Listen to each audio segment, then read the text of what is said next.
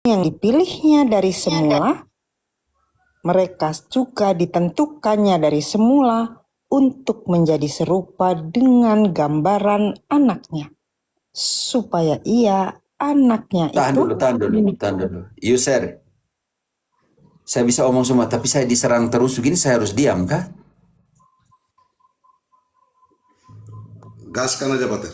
Oke, lanjut baca kembali. Saya ulang yang Pater, sebab semua orang yang dipilihnya dari semula, mereka juga ditentukannya dari semula untuk menjadi serupa dengan gambaran anaknya. Tahan dulu. Tahan dulu. Yang ini di Ibrani dikatakan bahwa supaya dia sebagai imam besar disamakan dengan saudara-saudaranya. Di situ bilang di Roma bilang serupa dengan anaknya supaya ia anaknya itu menjadi yang sulung di antara banyak saudara. Tahan dulu di situ. Ingat bahwa di Markus 3 ayat 13-14 dia memanggil para rasul yang Dikehendaki. Lanjut sekarang kita akan temukan dikehendak nih. Dan mereka yang ditentukannya dari semula, mereka itu juga dipanggilnya. Dan mereka yang dipanggilnya, mereka itu juga dibenarkannya. Dan mereka yang dibenarkannya, mereka itu juga dimuliakannya. Baca kembali ayat itu. Dan mereka yang ditentukannya dari semula, mereka itu juga dipanggilnya. Dan mereka yang dipanggilnya, mereka itu juga dibenarkannya. Dan mereka yang dibenarkannya, mereka itu juga dimuliakannya. Mau lihat penggenapannya? Catatan kaki, Matius 19 ayat 28. Siapa yang dimuliakan bersama dengan Yesus? Siap. Matius 19 ayat 28, kata Yesus kepada mereka, Aku berkata kepadamu, sesungguhnya pada waktu penciptaan kembali, apabila anak manusia bersemayam di tahta kemuliaannya, kamu yang telah mengikut aku akan duduk juga di atas 12 tahta untuk menghakimi ke-12 suku Israel. Perkara selesai. Lanjut, ide saya sampai 32. Sebab itu, apakah yang akan kita katakan tentang semuanya itu? Jika Allah di pihak kita, siapakah yang akan melawan kita? Pergilah, aku menyertai kalian sampai akhir zaman. Bukan pergilah, mesti ajarkanlah semua yang kuperintahkan. Ketahuilah aku menyertai kalian sampai akhir zaman. Dia omong tentang siapa ini? Jadi saya pikir reform, kesian ya Calvinis nih. Tidak ada yang Calvinis lebih pintar lagi. Ini saya belum masuk tulip lagi. Kalau tulip saya tumbang semua tulip. Mau kamu lihat sama ada satu kalau ada yang saya belum kirim untuk kau. Cek bagaimana kitab suci menumbangkan tulip di sini. Sebentar. Di tulip ya. Tulip. Tulip di mana tulip membongkar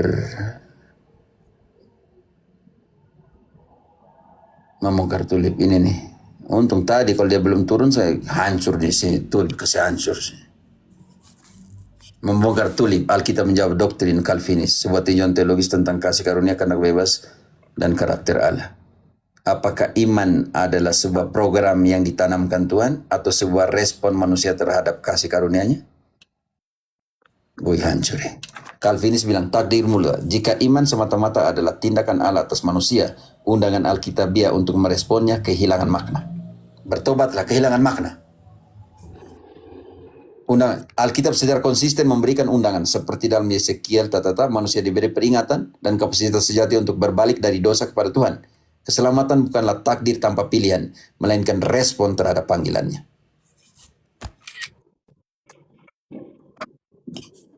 Oke, sekarang matriks diagnostik tulip ya. Maaf ya. Karena dia reform, maka saya menjelaskan sedikit tulip ini supaya tahu semua. Mana tadi? Matriks yang tulip, huruf total deprivati. Manusia mati dan tidak bisa merespon panggilan. Realita alkitabiah, kasih karunia memampukan manusia untuk merespon. Kalau begitu ini rusak di sini. Berarti kasih karunia tidak mampu lagi yang dimiliki manusia untuk merespon. Unconditional election, dipilih tanpa syarat sebelum dunia dijadikan. Yang dia omong nih tadi. Seorang menjadi umat pilihan setelah percaya. Bagaimana dia telah ditentukan dari sana. Sedangkan di sini, bertobatlah, percayalah. Barang siapa yang percaya diselamatkan atau tidak, bantu dulu. Markus 16, 15, 16.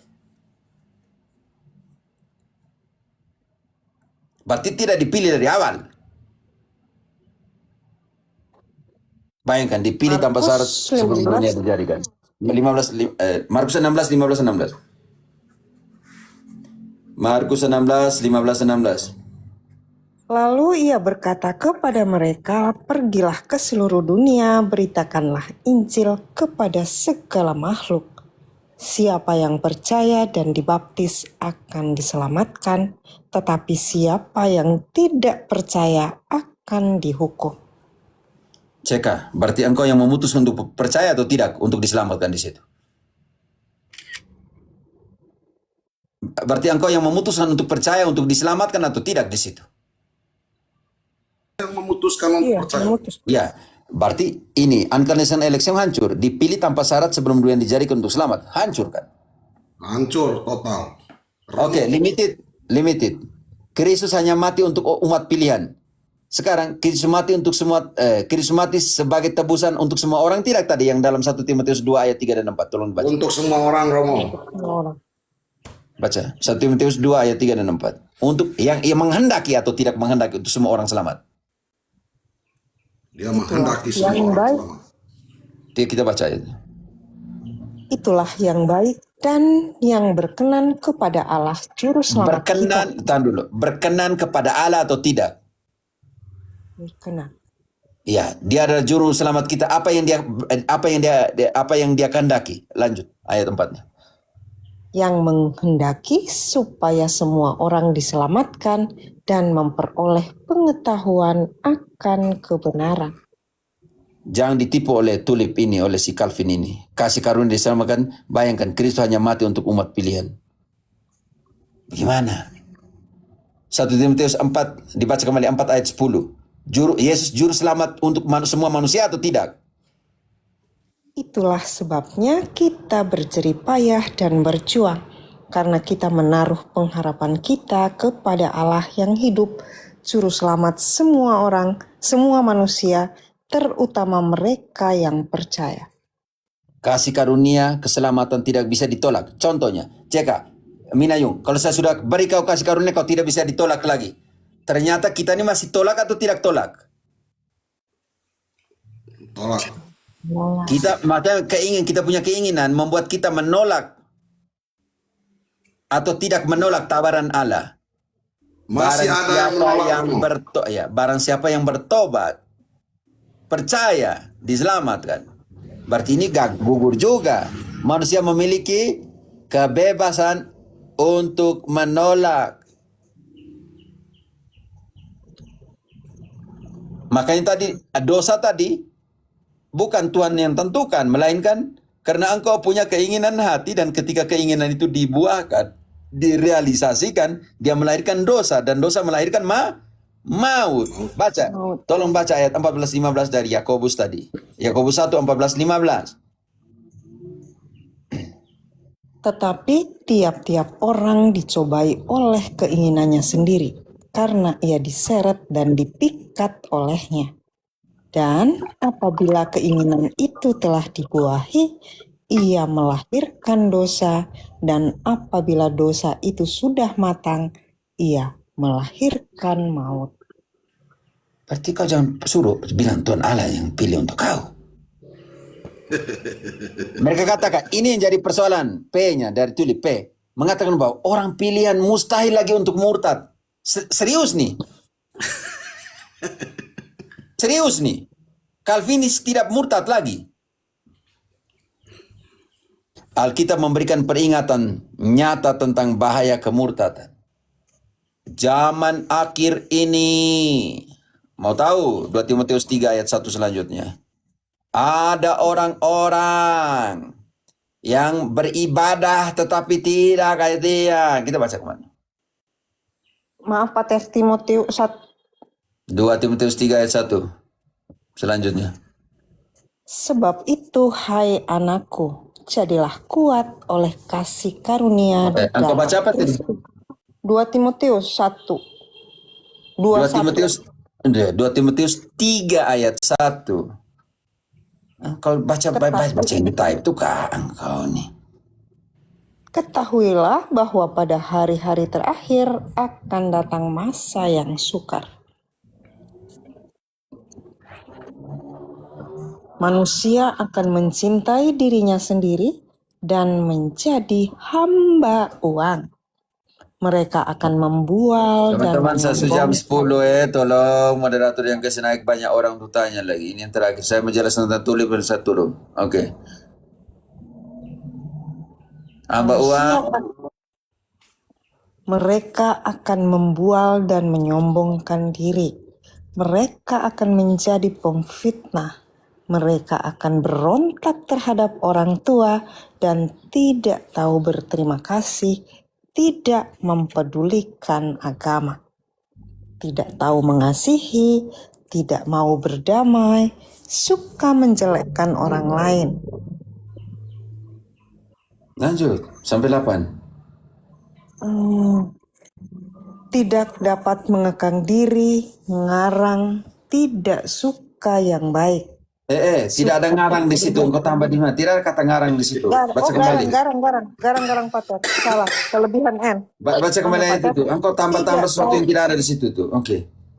Tidak tahu mengasihi, tidak mau berdamai, suka menjelekkan orang, tidak dapat mengekang diri, garang, tidak suka yang baik, suka mengkhianat, tidak berpikir panjang, berlagak tahu, lebih menuruti hawa nafsu daripada menuruti Allah. Secara lahiriah, mereka menjalankan ibadah mereka, tetapi pada hakikatnya mereka memungkiri kekuatannya. Jauhilah mereka itu. Karena mereka masuk ke rumah-rumah orang yang lemah. Lanjut. Sebab di antara mereka terdapat orang-orang yang menyelundup ke rumah orang lain dan menjerat perempuan-perempuan lemah yang artinya teman-teman, kalau perempuan lemah, maksudnya orang-orang yang berdosa dan apa semua, itu mereka jeratnya di situ, yang di penjara, yang di apa. Makanya banyak yang keluar dari penjara jadi pendeta. Di Amerika Latin banyak di situ. Waktu saya di penjara keluar penjara. Banyak di Amerika Latin itu seperti itu. Dulu pencuri, pembunuh manusia, pemerkosa masuk penjara, di sana diinjili oleh pendeta, keluar jadi pendeta. Ini seperti ini. Lanjut. Sebab di antara mereka terdapat orang-orang yang menyelundup ke rumah orang lain dan menjerat perempuan-perempuan lemah yang syarat dengan dosa dan dikuasai oleh berbagai-bagai nafsu. Yang walaupun selalu ingin diajar, namun tidak pernah dapat mengenal kebenaran. Makanya Alkitab memberikan peringatan nyata tentang bahaya kemurtadan. Meninggalkan ajaran-ajaran yang benar. Dan ikut angin-angin pengajaran yang sesat. Kita bantu dulu di Efesus 4. Ayat kalau 11. Coba ayat 13. Sampai kita semua telah mencapai kesatuan iman dan pengetahuan yang benar tentang anak Allah, kedewasaan penuh, dan tingkat pertumbuhan yang sesuai dengan kepenuhan Kristus. Lanjut. Itu yang Sehingga kita bukan lagi anak-anak yang diombang-ambingkan oleh rupa-rupa angin pengajaran, oleh permainan palsu manusia dalam kelicikan mereka yang menyesatkan. Tetapi cukup.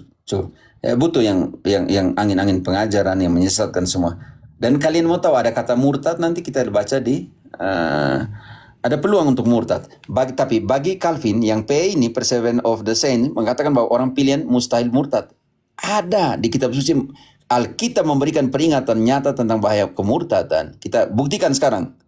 Ibrani 6. Mulai dari Sebab itu, marilah kita tinggalkan asas-asas pertama dari ajaran tentang Kristus dan beralih kepada perkembangannya yang penuh.